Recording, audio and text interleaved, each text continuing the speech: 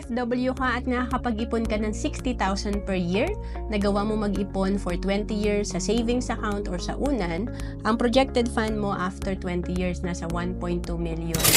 Pero alam mo bang pag marunong ka mag-invest, kagaya sa Kaiser, instead na 20 years ka mag-iipon ng 60,000 per year, dito sa Kaiser, 7 years ka lang mag-iipon ng 60,000 per year, ang projected fund mo after 20 years ay nasa almost 1.2 million.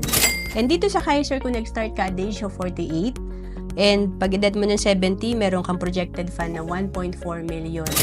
Ang Kaiser ay good as cash after 20 years. Ito yung mature na ang ating plan. Pero pag hindi pa natin kinuha ang fund natin sa Kaiser after 20 years, patuloy pa rin mag-grow ang investment natin at may healthcare pa rin tayo.